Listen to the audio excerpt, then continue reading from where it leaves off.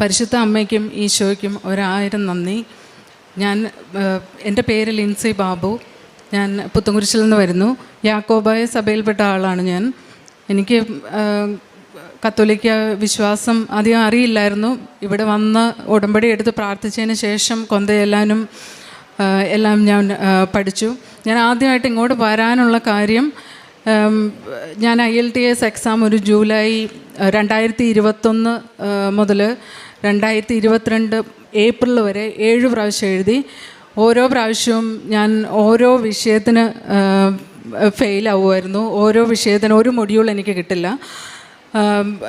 ഞാൻ മിഡിൽ ഈസ്റ്റിലാണ് ഒരു 16 വർഷമായിട്ട് വർക്ക് ചെയ്തുകൊണ്ടിരുന്നത്.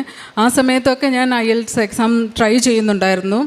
പക്ഷേ എനിക്ക് അത് കണ്ടിന്യൂവേഷൻ ഇല്ലായിരുന്നു. പക്ഷേ ഈ ജൂലൈ 2021 മുതൽ 2022 ഏപ്രിൽ വരെ ഞാൻ തുടർച്ചയായിട്ട് 7 പ്രാവശ്യം എഴുതി. കാരണം എനിക്ക് ജോലി റിസൈൻ ചെയ്തേണ്ടതായ ഒരു സാഹചര്യം വന്നു.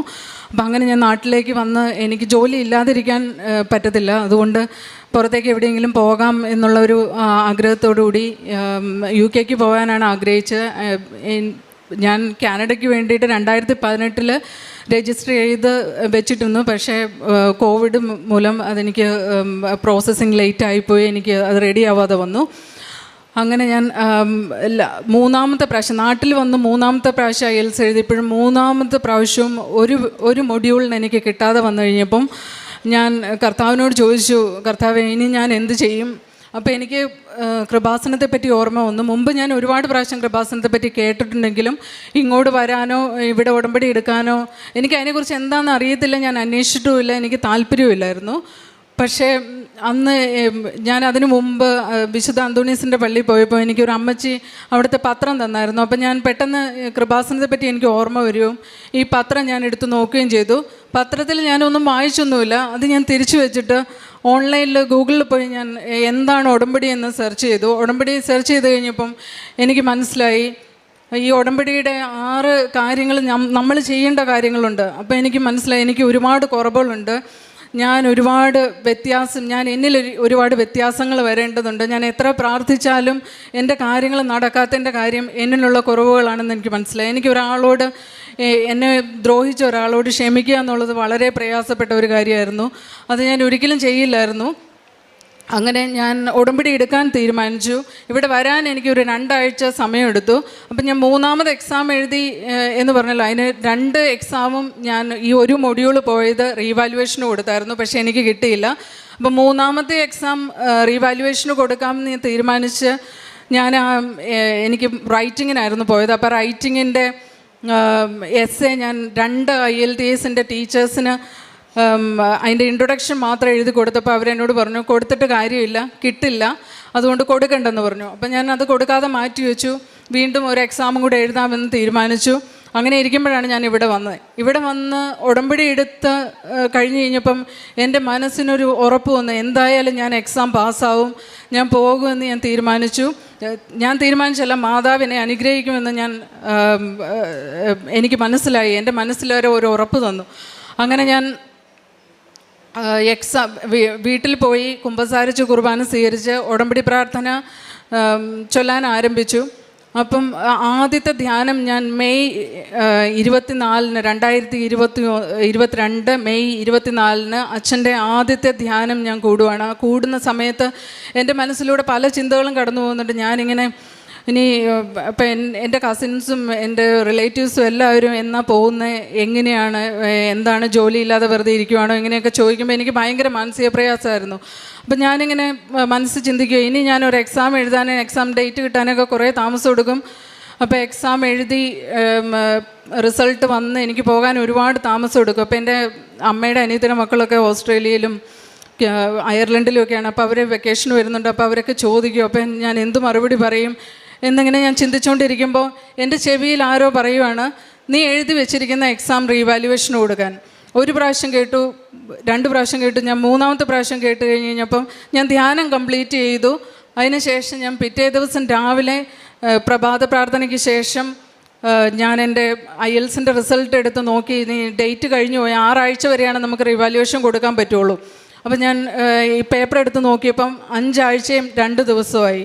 അപ്പം ഞാൻ എന്തായാലും ആരോടും പറഞ്ഞില്ല, റീവാലുവേഷന് സബ്മിറ്റ് ചെയ്തു. സബ്മിറ്റ് ചെയ്ത് കഴിഞ്ഞ് കഴിഞ്ഞിട്ട് ഇപ്പം ഞാനിപ്പോൾ എപ്പോഴും ഇവിടുത്തെ സാക്ഷ്യങ്ങൾ കേൾക്കുമായിരുന്നു. അപ്പം ഞാനൊരു ചേച്ചിയുടെ സാക്ഷ്യം കേട്ടു, പേരൊന്നും എനിക്ക് ഓർമ്മയില്ല. ആ ചേച്ചി ഇവിടെ വന്ന് മാതാവിൻ്റെ ഗ്രോട്ടോയിൽ സ്പർശിച്ച് പ്രാർത്ഥിച്ച് കഴിഞ്ഞ് കഴിഞ്ഞപ്പം പുള്ളിക്കാരിയുടെ എന്താ ഗവൺമെൻറ് ജോലിയായിരുന്നു പുള്ളിക്കാരിക്ക്. ട്രാൻസ്ഫർ വന്നത് മാറിക്കിട്ടി. അതും ജോയിൻ ചെയ്യാൻ ചെന്നപ്പോൾ തിരിച്ച് പഴയ സ്ഥലത്തേക്ക് പോയി ജോയിൻ ചെയ്തോളാൻ പറഞ്ഞിട്ട് ഒരു സാക്ഷി ഞാൻ കേട്ടു. അപ്പം ഞാൻ വിചാരിച്ചു ഇവിടെ വന്ന് ഞാൻ മാതാവിൻ്റെ അടുത്ത് പറയണം, എൻ്റെ റീവാലുവേഷൻ കൊടുത്ത പേപ്പർ മാതാവ് കറക്റ്റ് ചെയ്യണമെന്ന് പറയണമെന്ന് എനിക്ക് തോന്നി. അങ്ങനെ ഞാൻ ബസ്സിൽ കയറി ഇവിടെ വരാൻ തോന്നി. ആദ്യത്തെ പ്രാവശ്യം ഞാൻ ഉടമ്പടി എടുക്കാൻ വന്നപ്പം എൻ്റെ കസിൻ എന്നെ കാറിൽ കൊണ്ടുവരുമായിരുന്നു. എനിക്ക് 16 വർഷമായിട്ട് ഞാൻ ദുബായിലായിരുന്ന കാരണം എനിക്കിവിടുത്തെ വഴിയും കാര്യങ്ങളും ഒന്നും അത്ര നിശ്ചയമില്ലായിരുന്നു. ചേർത്തലയ്ക്ക് വരണം എന്നാണ് ഞാൻ വിചാരിച്ചിരുന്നത്. കാരണം എനിക്ക് ആലപ്പുഴയാണ് പള്ളി എന്നുള്ള കാര്യം കൃത്യമായിട്ട് അറിയില്ലായിരുന്നു. അപ്പം ഞാൻ വീട്ടിൽ നിന്ന് പോകുന്നു. ഞാൻ എൻ്റെ അറിയാവുന്ന 1-2 പേരോടൊക്കെ ഞാൻ ചോദിച്ചായിരുന്നു എൻ്റെ കൂടെ ആരെങ്കിലും വരുമോ എന്ന് ചോദിച്ചപ്പം ആർക്കും വരാൻ താല്പര്യമില്ലായിരുന്നു. എന്തായാലും എനിക്ക് വരേണ്ടിയത് കാരണം ഞാൻ തന്നെ പോകുന്നു. പോന വഴിക്ക് ഞാൻ ബസ്സിൽ കയറിയപ്പം ഒരു ചേച്ചിയോട് ഇതിനെക്കുറിച്ച് പറഞ്ഞു കഴിഞ്ഞപ്പം പുള്ളിക്കാരി എന്നോട് പറഞ്ഞു, ചേർത്തലയ്ക്കല്ല പോകേണ്ടത്, ആലപ്പുഴയ്ക്കാണ് പോകേണ്ടത് കൃപാസനത്തിൽ പോവുകയാണെങ്കിൽ എന്ന് പറഞ്ഞു. അങ്ങനെ ഞാൻ വൈറ്റിൽ ഇറങ്ങിയാൽ മതി എന്ന് പറഞ്ഞു. പക്ഷേ വൈറ്റിൽ എവിടെയാണ് ഇറങ്ങേണ്ടതെന്നുള്ളത് എനിക്ക് അത്ര നിശ്ചയം പോരായിരുന്നു. പക്ഷേ ഞാൻ ചോദിച്ചും പറഞ്ഞും ഒക്കെ വൈറ്റിൽ ഇറങ്ങി ഞാൻ ബസ് സ്റ്റോപ്പിൽ നിൽക്കുമ്പം ഞാനിങ്ങനെ അപ്പം ആ ചേച്ചി എന്നോട് പറഞ്ഞായിരുന്നു, പ്രൈവറ്റ് ബസ്സിൽ പോയാൽ മതി, ഇഷ്ടംപോലെ പ്രൈവറ്റ് ബസ് വൈറ്റിൽ നിന്നുണ്ട് എന്ന് പറഞ്ഞു. അപ്പം ഞാൻ ഇച്ചിരി അങ്ങ് മാറി, ബസ്സൊക്കെ ബസ് സ്റ്റോപ്പിൻ്റെ അവിടെ വന്ന് നിർത്തണ കാരണം ഇച്ചിരി അങ്ങ് മാറി വന്ന് നിൽക്കുമായിരുന്നു. അപ്പം നല്ല പൊടിയും ഇതുമൊക്കെ ഉണ്ടായിരുന്നു. അപ്പോൾ ഒരു സ്ത്രീ എൻ്റെ അടുത്ത് വന്നിട്ട് എൻ്റെ അടുത്ത് ചോദിച്ചു, ചെവിയിൽ ചോദിച്ചു, എവിടെ പോവാന്ന് ചോദിച്ചു. അപ്പം ഞാൻ പറഞ്ഞു ആലപ്പുഴയ്ക്ക് പോവുക. അപ്പം എന്നോട് പറഞ്ഞു പ്രൈവറ്റ് ബസ്സിൽ കയറണ്ട, പ്രൈവറ്റ് ബസ് ഒത്തിരി ചുറ്റി വളഞ്ഞാണ് പോകുന്നത്, അങ്ങനെ ട്രാൻസ്പോർട്ട് ബസ് വരും ആലപ്പുഴയ്ക്കുള്ള, അതിനകത്ത് കയറിയാൽ മതിയെന്ന്. ഞാൻ അവരോട് പറഞ്ഞിട്ടില്ല ഞാൻ പ്രൈവറ്റ് ബസ്സിൽ കയറാൻ നിൽക്കുവാന്ന്. പക്ഷേ അവരെന്നോട് ഇങ്ങനെ പറഞ്ഞു. ഓക്കെ.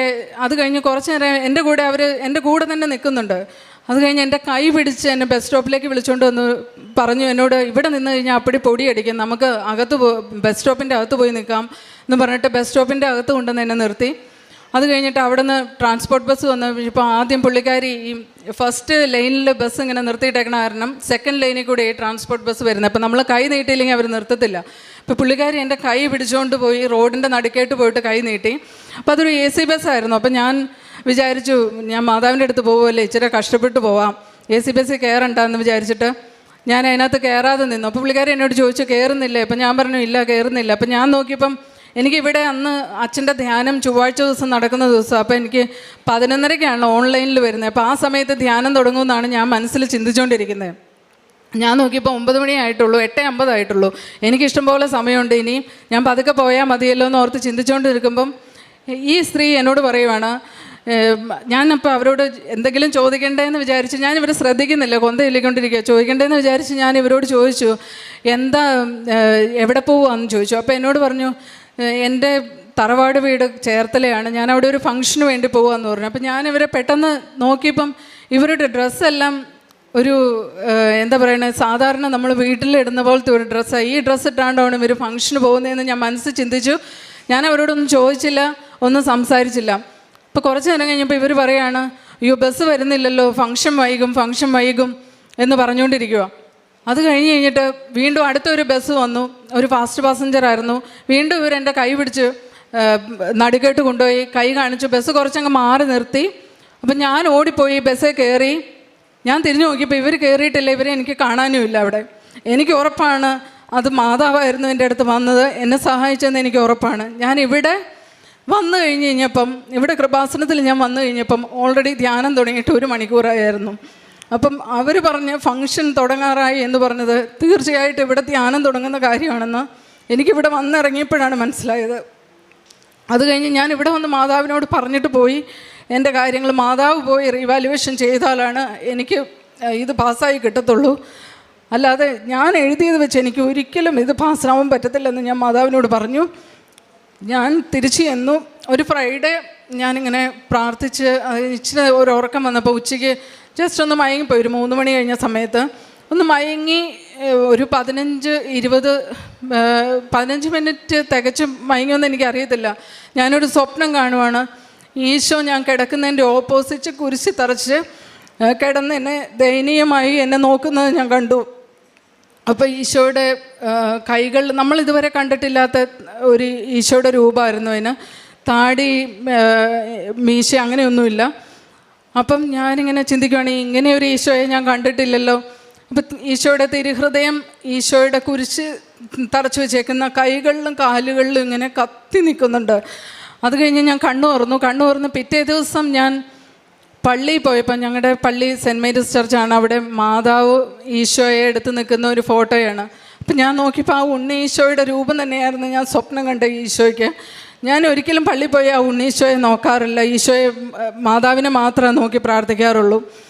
അപ്പോൾ എനിക്കൊരു അടയാളമായിട്ട് ഈശോ അത് കാണിച്ചു തന്നാന്ന് എനിക്ക് മനസ്സിലായി. പിറ്റേ ദിവസം രാവിലെ അല്ല, രാത്രി പ്രാർത്ഥന കഴിഞ്ഞ് ഞാൻ നോക്കുമ്പം എൻ്റെ മൊബൈലിൽ എൻ്റെ റിസൾട്ട് വന്ന് കിടക്കുന്നുണ്ട്. അപ്പം ഞാൻ ഒരു വിഷയത്തിനാണ് എനിക്ക് കിട്ടാത്തുള്ളൂ. അപ്പം ഞാൻ 2 എണ്ണം വെറുതെ വെച്ചതാണ്. ഏത് വിഷയത്തിനാണോ എനിക്ക് കിട്ടാത്തത് അതിൻ്റെ സ്കോർ അപ്ഗ്രേഡായിട്ട് വന്നു. ഞാൻ എക്സാം പാസ്സായി. ഒരാഴ്ചയ്ക്കുള്ളിൽ എനിക്ക് UK ഇൻ്റർവ്യൂ വന്നു. ആ ഒരാഴ്ചയ്ക്കുള്ളിൽ എനിക്ക് ആ ഇൻ്റർവ്യൂ ഞാൻ പാസ്സായി. ആദ്യത്തെ ഇൻ്റർവ്യൂ പാസ്സായി. ഒന്നും എൻ്റെ കഴിവല്ല, മാതാവ് എനിക്ക് തന്നാണ്. മാതാവിനോട് ഞാൻ പ്രാർത്ഥിച്ചിരുന്നു, എനിക്ക് ഒരു ഇൻ്റർവ്യൂ ഫെയിലായി പോയി കഴിഞ്ഞാൽ എൻ്റെ കോൺഫിഡൻസ് നഷ്ടപ്പെട്ടു പോകും. അതുകൊണ്ട് ഞാൻ അങ്ങോട്ട് പോയാലും പോയില്ലേ ഇൻ്റർവ്യൂ ഫെയിലാവില്ലേ എന്ന് ഞാൻ പ്രാർത്ഥിച്ചിരുന്നു. അതുപോലെ തന്നെ ഞാൻ ആദ്യത്തെ ഇൻ്റർവ്യൂ തന്നെ പാസ്സായി. എനിക്ക് ഒരാഴ്ചയ്ക്കുള്ളിൽ ഓഫർ ലെറ്റർ കിട്ടി. UK പ്രോസസ്സിങ് ആരംഭിച്ചു. ഞാൻ സെപ്റ്റംബറിൽ UK പോകേണ്ടതായിരുന്നു 2022. പക്ഷേ ചില പേപ്പർ കുറച്ച് ഡിലേ ആയത് കാരണം ഞാൻ നവംബർ 2022 UK പോയി. ഇപ്പം ഞാൻ ആദ്യത്തെ വെക്കേഷന് വന്നാണ്. എനിക്ക് മാതാവ് ആദ്യം തന്ന അനുഗ്രഹം, ഞാൻ എപ്പോഴും UK ഏതെങ്കിലും വിദേശ രാജ്യങ്ങളിലേക്ക് പോകുമെന്ന് ആഗ്രഹിച്ചപ്പോൾ ഞാൻ മനസ്സിൽ ചിന്തിച്ചായിരുന്നു. എനിക്ക് സെർവൈക്കൽ സ്പോണ്ടൈലോസിസ് ഉണ്ട്. ഒരു 12 വർഷമായിട്ട്, ഞാനിവിടെ വരുന്ന സമയത്ത് ഒരു 12 വർഷമായിട്ട് ഞാൻ ഒരുപാട് ട്രീറ്റ്മെൻറ്റ് അതിന് വേണ്ടി എടുത്തായിരുന്നു. ആയുർവേദവും അലോപ്പതിയും എല്ലാ ട്രീറ്റ്മെൻറ്റും എടുത്തു. ഞാനൊരു നേഴ്സും കൂടെയാണ്. ഞാൻ ന്യൂറോ സർജനെയാണ് ലാസ്റ്റ് കണ്ടുകൊണ്ടിരുന്നത്. എനിക്ക് moderate level C4 to C7 protrusion ഉണ്ടായിരുന്നു. ഇനി അടുത്ത ഒരു സ്റ്റേജ് വന്നു കഴിഞ്ഞ് കഴിഞ്ഞാൽ സർജറി ചെയ്യേണ്ടി വരുമെന്ന് ഡോക്ടർ എന്നോട് ഓൾറെഡി പറഞ്ഞിട്ടുണ്ടായിരുന്നു. അപ്പം ഈ വേദനയും വെച്ചുകൊണ്ട് ഞാനൊരു വിദേശ രാജ്യത്ത് പോയി കഴിഞ്ഞാൽ ഞാൻ അവിടെ എങ്ങനെ ജോലി ചെയ്യുമെന്നോർത്ത് എനിക്ക് ഭയങ്കര മാനസിക പ്രയാസമായിരുന്നു. പക്ഷേ എനിക്ക് ജോലി ചെയ്യാതിരിക്കാനും പറ്റത്തില്ല. അതുകൊണ്ട് അത് എൻ്റെ മനസ്സിലുണ്ടായിരുന്നു. ഞാൻ ഇവിടെ ആദ്യമായിട്ട് ഉടമ്പടി എടുക്കാൻ വന്ന് തിരിച്ചു പോയി. അന്ന് തന്നെ എനിക്ക് രോഗസൗഖ്യം കിട്ടി. എനിക്ക് ഒരു ദിവസം പോലും തൈലവും കുഴമ്പും തൂക്കാതെയോ ആരെങ്കിലും മസാജ് ചെയ്ത് തരാതെയോ ചൂട് പിടിക്കാതെയോ ഉറങ്ങാനേ പറ്റത്തില്ലായിരുന്നു. ഈ 44 വയസ്സ് എനിക്കിപ്പോൾ ഉള്ളൂ. എൻ്റെ റൂമിലേക്ക് കയറിയ ഒരു 60 വയസ്സ് കഴിഞ്ഞ ആളുടെ റൂമിലേക്ക് കയറുന്ന ഫീലായിരുന്നു. കാരണം കുഴമ്പിൻ്റെയും തൈലത്തിൻ്റെയും മണമായിരുന്നു എൻ്റെ റൂമിൽ മുഴുവൻ. അങ്ങനെ ഞാൻ അന്ന് തന്നെ തിരിച്ച് ചെന്ന് കഴിഞ്ഞ് പിറ്റേ ദിവസം പോലെ എനിക്ക് അന്ന് പോലെ ഫീൽ ചെയ്യുന്നുണ്ട് എനിക്ക് വേദന ഇല്ലല്ലോ എന്ന്. അപ്പം എനിക്ക് സംശയമായി, ഇത് എനിക്ക് മാറിയതാണോ അല്ലാതെ എനിക്ക് തോന്നുന്നതാണോ എന്ന് സംശയം വന്നു. അപ്പം ഞാൻ അതിൻ്റെ പിറ്റേ ദിവസം എനിക്കൊരു ഭയങ്കര തലവേദന വന്നു. തലവേദന എനിക്ക് ഇതിൻ്റെ കൂടെ എപ്പോഴും വരുന്നതാണ്. അപ്പം ഞാൻ വിചാരിച്ചു എനിക്കിത് മാറിയിട്ടില്ല. അപ്പം ഞാൻ എൻ്റെ മോനോട് പറഞ്ഞു എനിക്ക് കുറച്ച് കുഴമ്പിട്ട് തിരുമ്മി തരാൻ പറഞ്ഞു. അപ്പോൾ കുഴമ്പിട്ട് തിരുമുന്ന സമയത്ത് ഇവൻ എന്നോട് പറഞ്ഞു, മമ്മിയുടെ ഷോൾഡറിൻ്റെ മസിൽസൊക്കെ ഭയങ്കര സോഫ്റ്റ് ആയിട്ടുണ്ടല്ലോ എന്ന്. അപ്പോൾ എനിക്ക് മനസ്സിലായി മാതാവ് എനിക്ക് സൗഖ്യം തന്നു എന്നുള്ളത്. അങ്ങനെ എനിക്ക് അങ്ങനെ ഒരു രോഗസൗഖ്യവും കൂടെ കിട്ടി. പിന്നെ മൂന്നാമത്തെ കാര്യം, ഞങ്ങൾക്ക് 15 വർഷമായിട്ട് ഷെയർ കിട്ടിയ സ്ഥലമായിരുന്നു, അത് വിൽക്കാൻ പറ്റുന്നില്ലായിരുന്നു. അപ്പം ഞാൻ എപ്പോഴും ഞങ്ങൾ താമസിക്കുന്ന വീടിൻ്റെ അവിടെ ഉപ്പിട്ട് വിശ്വാസ പ്രമാണം ചൊല്ലി കൃപാസനത്തിന് പ്രാർത്ഥനയും ചൊല്ലി പ്രാർത്ഥിക്കുമായിരുന്നു ഈ സ്ഥലം ഒന്ന് വിറ്റ് കിട്ടാനായിട്ട്. 15 വർഷമായിട്ട് വിൽക്കാൻ പറ്റുന്നില്ലായിരുന്നു. അവസാനം ഒരു ധ്യാനത്തിൽ ഒരു ദിവസം ഞാനൊരു മാതാവിനോട് ഒരു ഡേറ്റ് വെച്ച് പ്രാർത്ഥിച്ചു. ഞാൻ നവംബറിൽ UK പോവും. മാർച്ച് അവസാനം ആകുമ്പോഴത്തേക്കിന് എൻ്റെ ഹസ്ബൻഡും മോളും കൂടി അങ്ങോട്ട് വരും. അപ്പോൾ ഹസ്ബൻഡ് പോന്നു കഴിഞ്ഞാൽ എൻ്റെ വിൽപ്പന ഭയങ്കര തടസ്സമായിരിക്കും. അപ്പോൾ അതുകൊണ്ട് അതിന് മുമ്പ് എനിക്കിതൊന്ന് വിൽക്കാൻ സാധിക്കണേ എന്ന് ഞാൻ മാതാവിനോട് പ്രാർത്ഥിക്കുമായിരുന്നു. ഒരു ധ്യാനത്തിൽ, ഞാൻ പോകുന്നതിന് മുമ്പ് ഒരു ധ്യാനത്തിൽ ജോസഫ് അച്ഛൻ പറഞ്ഞു, ഒരുപാട് നാളായിട്ട് സ്ഥലം വിൽക്കാൻ പറ്റാത്ത ഒരാളുടെ സ്ഥലം വിൽപ്പന നടക്കുമെന്ന് കർത്താവ് പറയുന്നുണ്ട്, വിഷമിക്കേണ്ട, ഇങ്ങനെ പറഞ്ഞു. അപ്പം ഞാൻ ഇപ്പോൾ അച്ഛൻ ധ്യാനത്തിൽ ഇങ്ങനെ പറഞ്ഞു ഒരു കുന്നിൻ്റെ മുകളിലിരിക്കുന്ന സ്ഥലമാണെന്ന് പറഞ്ഞു. അപ്പോൾ ഞാൻ എപ്പോഴും മനസ്സിൽ ചിന്തിക്കാറുണ്ട് ഈ കുന്നിൻ്റെ മുകളിലിരിക്കുന്ന സ്ഥലം ആയതുകൊണ്ടാണ് ഇത് വിറ്റ് പോകാത്തതെന്ന്. അതുപോലെ തന്നെ എൻ്റെ ഹസ്ബൻഡ് മാർച്ച് 28, 2022 അങ്ങോട്ട് വന്നു. അതിനു മുമ്പായിട്ട് ഒരാഴ്ച മുമ്പ് ഈ സ്ഥലം കച്ചവടമായി. അങ്ങനെ അത് കഴിഞ്ഞു. ഇനി അടുത്ത ഒരു കാര്യം, എൻ്റെ ഡ്രൈവിംഗ് ലൈസൻസാണ്. ഞാൻ UK പോയപ്പം നമ്മൾ UAയിൽ നമുക്ക് ഡ്രൈവിംഗ് ലൈസൻസ് ഉണ്ടെങ്കിൽ ആ ഡ്രൈവിംഗ് ലൈസൻസ് നമുക്ക് UK കൺവേർട്ട് ചെയ്ത് തരും. UK പോയി ഡ്രൈവിംഗ് ലൈസൻസ് എടുക്കുക എന്ന് പറഞ്ഞു കഴിഞ്ഞാൽ അത് വളരെ ബുദ്ധിമുട്ടുള്ള കാര്യമാണ്. അപ്പം ഞാൻ അവിടെ ചെന്ന് കഴിഞ്ഞ് പക്ഷേ ഞാൻ നവംബറിലാണ് UK എത്തുന്നത്. സെപ്റ്റംബറിൽ എൻ്റെ ലൈസൻസ് എക്സ്പയർ ആയി പോയായിരുന്നു. പക്ഷേ ഞാൻ എല്ലാ പേപ്പർ വർക്കുകളും കാര്യങ്ങളും ഒക്കെ ആയിട്ട് പോയി. അവിടെ ചെന്നൊരു 2 ആഴ്ച കഴിഞ്ഞ് കഴിഞ്ഞപ്പം ഞാൻ ഈ ഡ്രൈവിംഗ് ലൈസൻസിന് അപ്ലൈ ചെയ്തു. എക്സ്പയർ ആയ ഡ്രൈവിംഗ് ലൈസൻസ് ഞാൻ വെച്ചു കൺവേർട്ട് ചെയ്യാൻ വേണ്ടിയിട്ട്. അപ്പം ഞാൻ ആ ഫോമിനകത്ത് മാതാവിൻ്റെ തൈലം പുരട്ടി കുരിശ് വരച്ചു. എക്സ്പയറി ഡേറ്റിനകത്ത് മാതാവിൻ്റെ കാശുരൂപം മുത്തി പ്രാർത്ഥിച്ചു. മാതാവിനോട് പറഞ്ഞു എനിക്ക് ഈ ഡ്രൈവിംഗ് ലൈസൻസ് ഒന്ന് കൺവേർട്ട് ചെയ്ത് തരണം. ഇവിടെ ഇനി ഡ്രൈവിംഗ് ലൈസൻസ് എടുക്കുക എന്നുള്ളത് ഒരുപാട് പൈസ ചെലവും കഷ്ടപ്പാടുമുള്ള കാര്യമാണ്. മാതാവ് എനിക്കിതൊന്ന് ശരിയാക്കി തരണം എന്ന് പ്രാർത്ഥിച്ച് ഞാനത് വിട്ടു. 2 ആഴ്ച കഴിഞ്ഞപ്പം എൻ്റെ ഡ്രൈവിംഗ് ലൈസൻസ് റിന്യൂ ചെയ്ത് വന്നു. മീൻസ് കൺവേർട്ടായി UK ലൈസൻസായിട്ട് ചേഞ്ച് ചെയ്ത് കിട്ടി. അപ്പം എല്ലാവരും എന്നോട് പറഞ്ഞു എക്സ്പയർ ആയതാണെങ്കിലും അവർ ചേഞ്ച് ചെയ്ത് തരുമായിരുന്നു, അതുകൊണ്ടാണ് എനിക്ക് കിട്ടിയതെന്ന് പറഞ്ഞു. ഇതിന് ശേഷം എൻ്റെ കൂടെ വന്ന ഒരു കുട്ടിയുടെ ഹസ്ബൻഡിനും ഇതുപോലെ എക്സ്പയർ ആയ ലൈസൻസ് ഉണ്ടായിരുന്നു. അവരത് സബ്മിറ്റ് ചെയ്തു.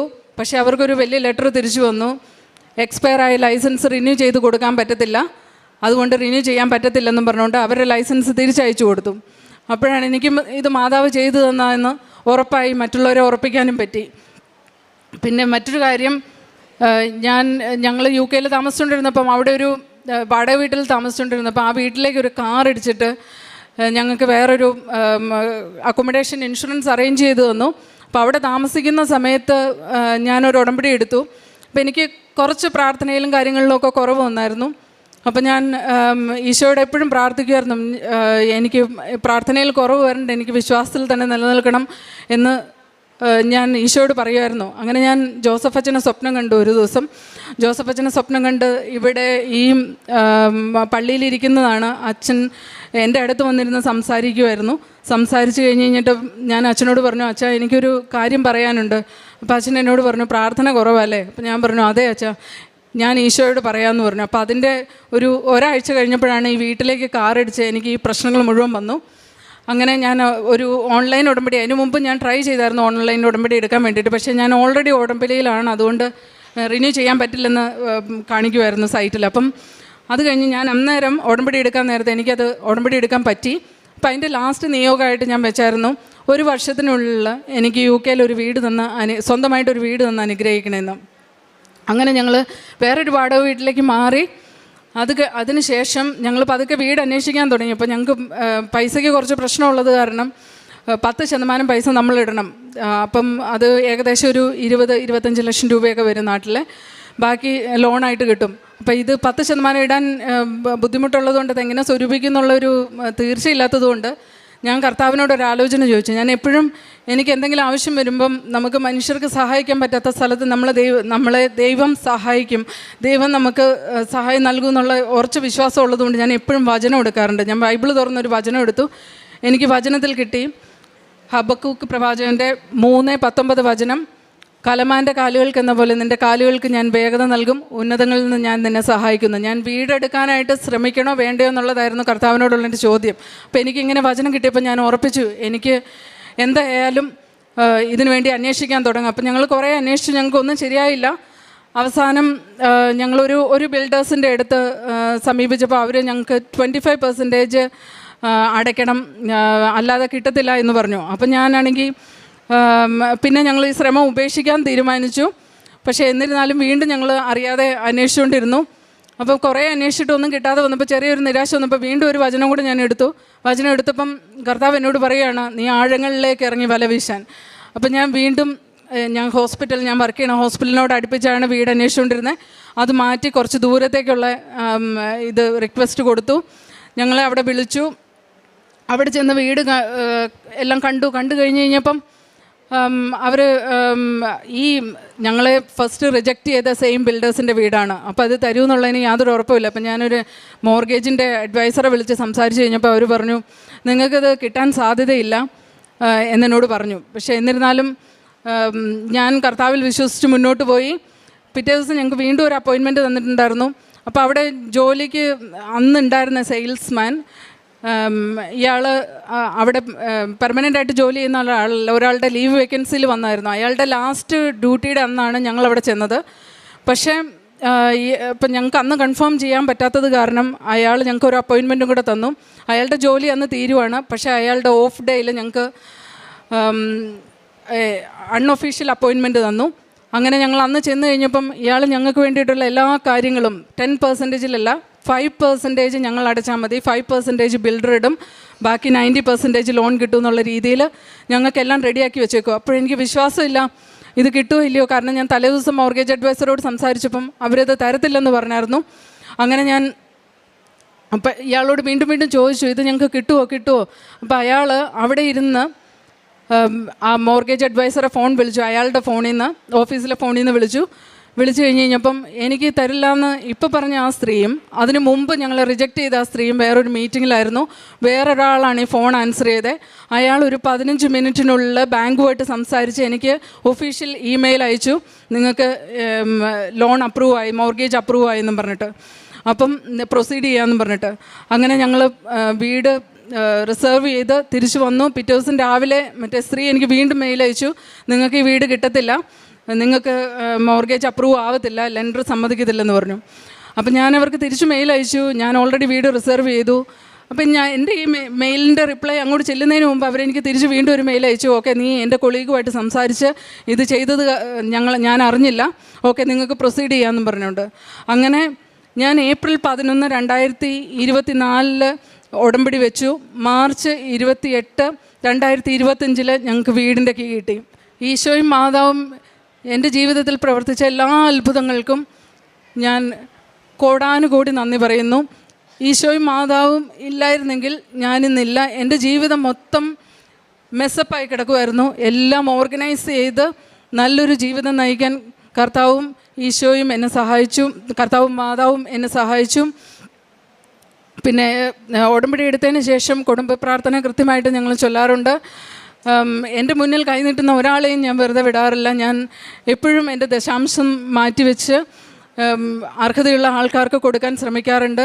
ഞാൻ പത്രം വിതരണം ചെയ്യാറുണ്ട്. നാട്ടിലുണ്ടായിരുന്ന സമയത്ത് ഞാൻ ഹോസ്പിറ്റലുകളിൽ പോയിട്ട് രോഗികളെ പരിചരിക്കാറും അവർക്ക് വേണ്ട സഹായങ്ങൾ ചെയ്തു കൊടുക്കാറും ചെയ്യാറുണ്ട്. എനിക്ക് UK അതിനുള്ള സൗകര്യങ്ങളില്ലാത്തതുകൊണ്ട് ഞാൻ സാമ്പത്തിക സഹായങ്ങൾ മാത്രമാണ് ചെയ്യാറുള്ളൂ.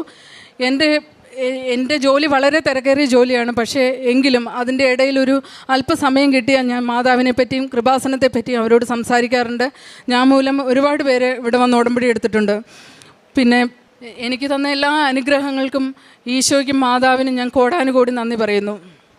പുറപ്പാട് 23:20 ഇതാ ഒരു ദൂതനെ നിനക്ക് മുൻപേ ഞാൻ അയക്കുന്നു, അവൻ നിൻ്റെ വഴിയിൽ നിന്നെ കാത്തുകൊള്ളും, ഞാൻ ഒരുക്കിയിരിക്കുന്ന സ്ഥലത്തേക്ക് നിന്നെ കൊണ്ടുവരികയും ചെയ്യും. ലിൻസി ബാബു എന്ന ഈ സഹോദരി തൻ്റെ ഉടമ്പടി ജീവിതത്തിൽ ലഭിച്ച വലിയ ദൈവാനുഭവങ്ങളെ അമ്മ മാതാവിൻ്റെ തിരുനടയിൽ ഒത്തിരി സന്തോഷത്തോടെ പങ്കുവയ്ക്കുകയാണ്.